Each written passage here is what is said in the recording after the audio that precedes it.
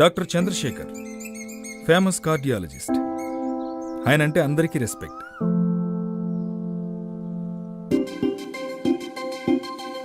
వాళ్ళ అమ్మాయి Shashi, engineering student.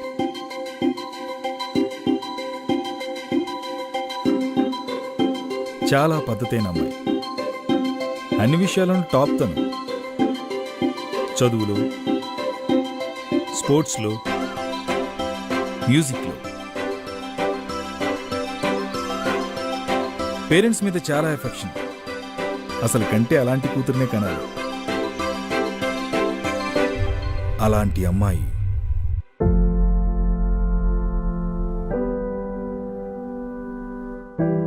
అసలు తను అలా చేసిందంటే నమ్మటం కష్టం.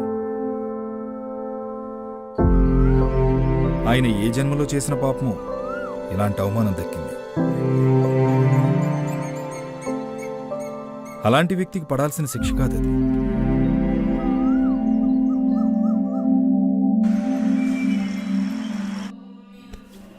అమ్మా, నాన్నేంటి మ్యూజిక్ క్లాస్ వద్దంటున్నారు?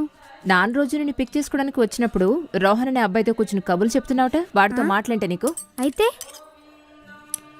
సంగీత్ వద్దు ఏమొద్దు గాని వెళ్ళు. నా మిగతా ఫ్రెండ్స్ తో లాగే రోహన్తో కూడా మాట్లాడుతున్నాను. దానిలో తప్పేంటి? ఆర్గ్యూ చేయకు, ఎవరు మూసుకుని వెళ్ళు. Come on mom, this is not fair. మళ్ళీ ఏంటట? ఈ జనరేషన్ వాళ్ళకి సాధించేది ఏమి ఉండదు కానీ ఆర్గ్యుమెంట్కి మాత్రం ముందుంటారు. వాళ్ళకి నచ్చింది ఏది చేసినా సరే నాట్ ఫేర్.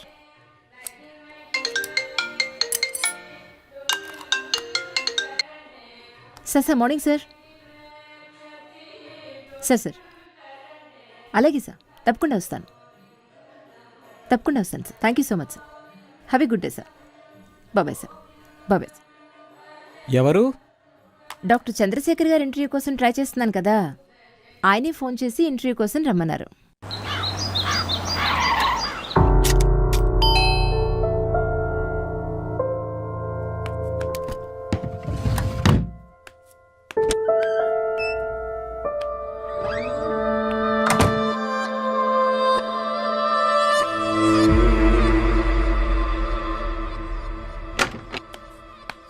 నమస్కారం సార్. రామ్మ కూర్చో.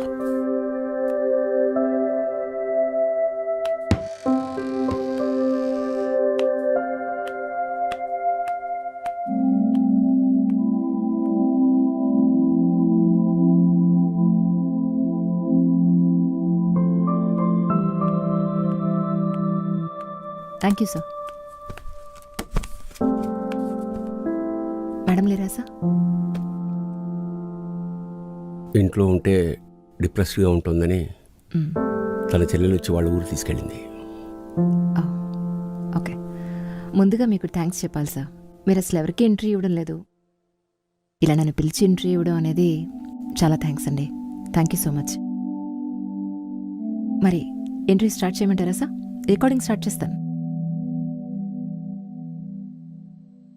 మీ అమ్మాయి సూసైడ్ కేసు సిటీలో ఎంత పెద్ద న్యూస్ అయిందో మీకు తెలుసు. సూసైడ్ చేసుకున్నప్పుడు తను ప్రెగ్నెంట్. చనిపోవడానికి ముందు తన కాల్స్, మెసేజెస్లో బిజినెస్ మ్యాగ్నెట్ ప్రకాష్ గారి అబ్బాయి సంతోష్ని పెళ్లి చేసుకోమని రిపీటెడ్గా అడిగిన విషయం ఇప్పుడందరికీ తెలుసు.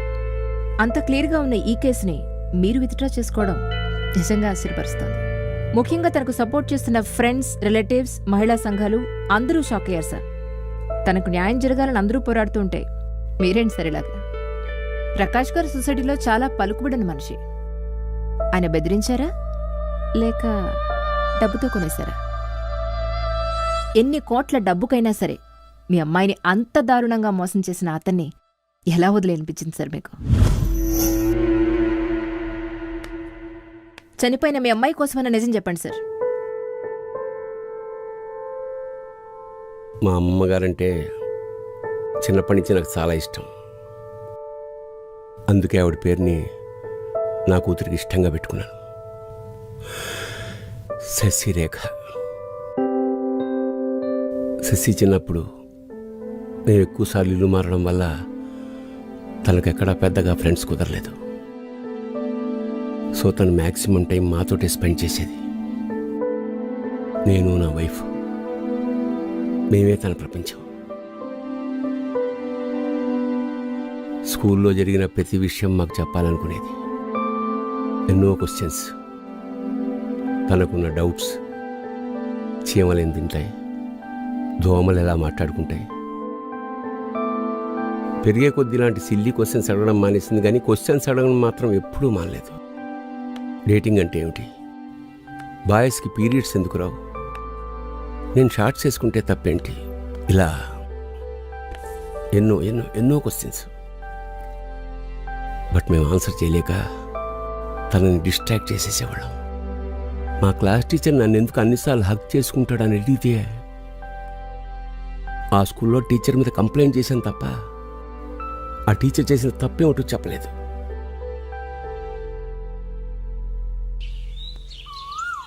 Teenage is a very difficult age. Lots of changes బాడీలో, థాట్స్లో, ఫీలింగ్స్లో.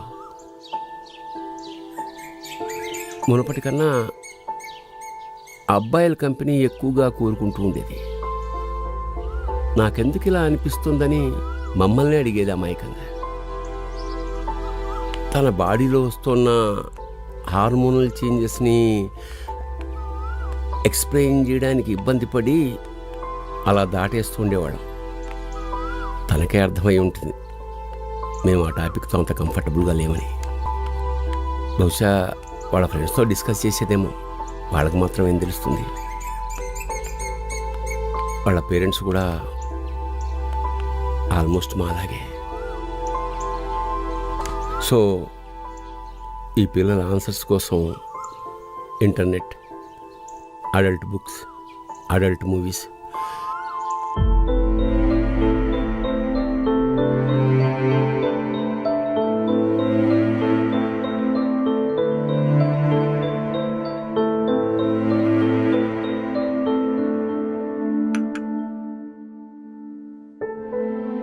సెక్షువల్ డిజైర్స్ అనేవి ప్రతి మనిషిలోనూ ఉంటాయి.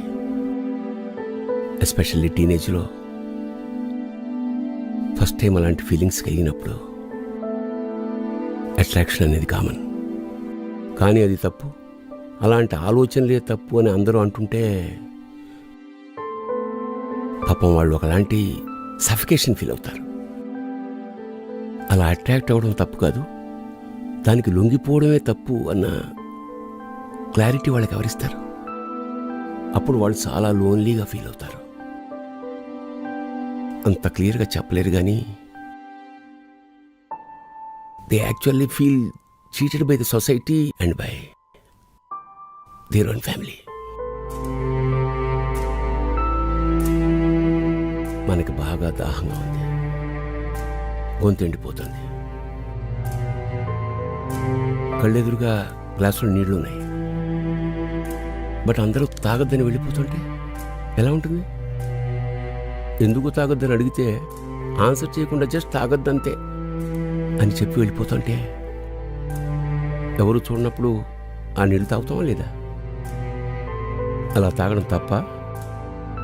అయినా తప్పని ఇంకోళ్ళు ఎలా డిసైడ్ చేస్తారు?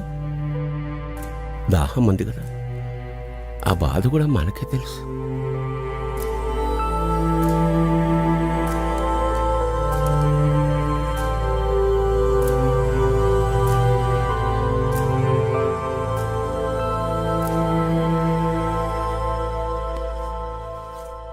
చిన్నప్పుడు దోమ కుడితేనే గీరుకోద్దమ్మా ఎక్కువ అవుతుంది, కాసేపు ఓపిక పడితే అదే తగ్గిపోతుందని ఎక్స్ప్లెయిన్ చేసిన మేము టీనేజ్లో బాడీ పెట్టే ప్రెషర్ని ఎలా హ్యాండిల్ చేయాలో చెప్పకపోతే ఎలా? చిన్నప్పుడు అంటే సరే ఎప్పుడూ మాతోటే ఉండేది, కనీసం కాలేజీకి వెళ్ళే ఏజ్లో అయినా ఈ టాపిక్ డిస్కస్ చేయకపోతే ఎలా? మాకు ఇబ్బందిగా ఉంటే ఓ మంచి గైనకాలజిస్ట్ దగ్గరికి ఎందుకు తీసుకెళ్ళలేదు? తన కజిన్స్లో పెద్దవాళ్ళు, పెళ్ళైన వాళ్ళతో కౌన్సిలింగ్ ఎందుకు ఇప్పించలేకపోయాం? ఏమీ చేయలేదు మేము, జస్ట్ అలా వదిలేసాం అంతే, జస్ట్ అలా.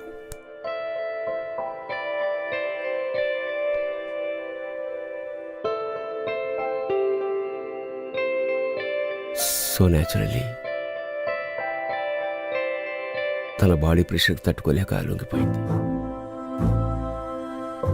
తెలియక చాలా దూరం వెళ్ళిపోయింది. Maybe just for few minutes. But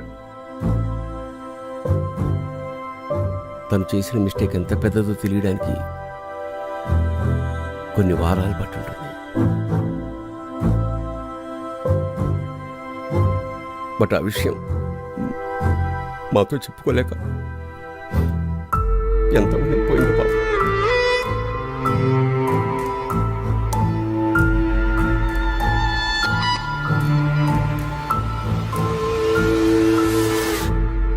ఆ అబ్బాయిని పెళ్లి చేసుకోమని అడిగింది.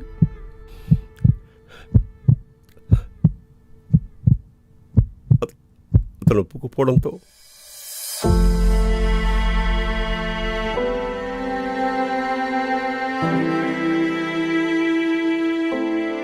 మేము మా పిల్లల్ని బాగా పెంచామనే తల్లిదండ్రుల్ని నేను అడిగేది ఒకటే. బాగా పెంచడం అంటే పిల్లలకి నచ్చినవన్నీ కొనివ్వడం కాదు. వాళ్ళు అడిగే ప్రశ్నలన్నింటికీ సమాధానం చెప్తున్నారా, వాళ్ళు అడగలేక ఇబ్బంది పడుతున్న విషయాల్లో కూడా వాళ్ళని ఎడ్యుకేట్ చేస్తున్నారా, వాళ్ళకే సమస్య వచ్చినా తోడుంటామనే హామీ ఇస్తున్నారా, వాళ్ళు ఏ తప్పు చేసినా అది భయపడకుండా మీకు చెప్పుకునే స్వాతంత్రం ఇచ్చారు. వీటిలో ఏది చేయకపోయినా మీకు నాలాంటి చీకటి జీవితమే వస్తుంది. నన్ను నమ్మండి, ఈ చీకటి భయంకరం. ప్రతిరోజు, ప్రతి గంట, ప్రతి నిమిషం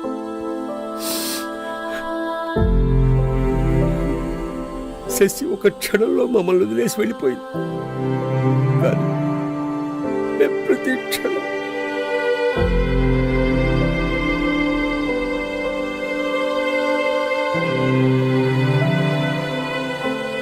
సారీ సార్. ఈ మెసేజ్ మాత్రం అందరికీ అందాలి. Sure sir, definitely.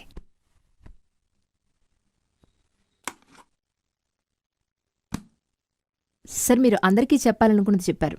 ఇప్పుడు రికార్డర్ కూడా ఆఫ్ చేశాను కాబట్టి నేను మిమ్మల్ని పర్సనల్గా అడగాలనుకున్న ప్రశ్న ఇప్పుడు అడుగుదాం అనుకుంటున్నాను. ఈ కేసు క్లోజ్ అయినప్పటి నుంచి సంతోష్ ఎవరికి కనపడటం లేదండి.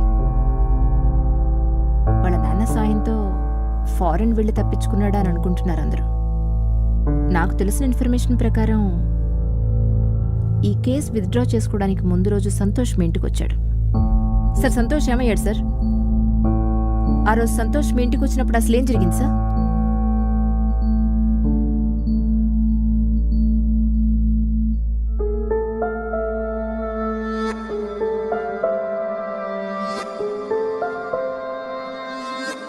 మీకు సారీ చెప్పడానికో డబ్బు ఇవ్వడానికో వచ్చాననుకుంటున్నారా?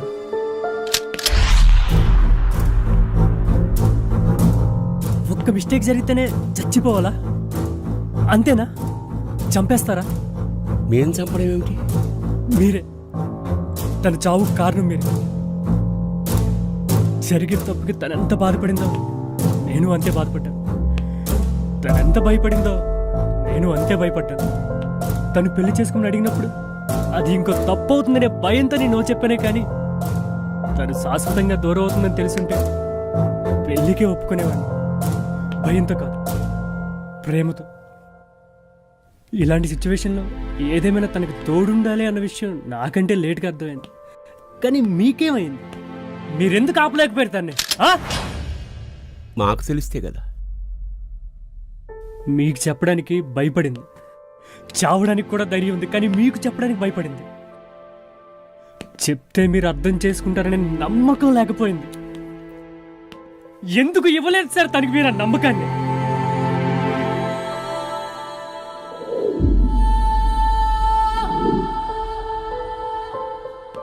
ఈ విషయంలో మీరు సపోర్ట్ చేయరని అనుకున్నా, కానీ నన్ను నమ్మింది పాపం.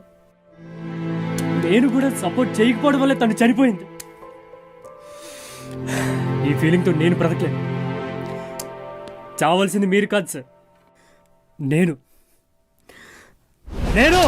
దగ్గరికి రాకండి వద్దు సార్ బాబు. వద్దు సార్ సంతోష్. నన్ను ఆపకండి సార్ నా మాట ప్లీజ్ విను. చెప్పేది ప్లీజ్, వినండి సార్. వద్దు నన్ను బాబు. ఆపకండి సార్ ప్లీజ్. శశి దగ్గరికి నన్ను వెళ్ళలేము సార్ నన్ను వదలండి సార్ సంతోష్ వదలండి సంతోష్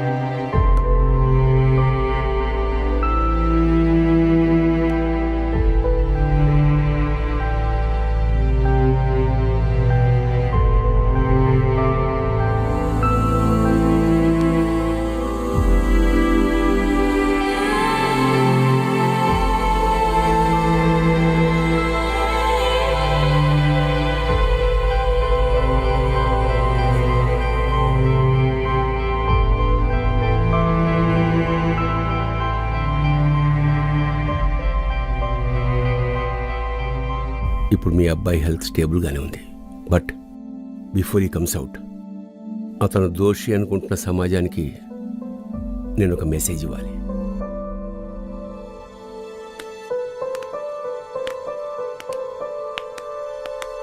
సంతోష్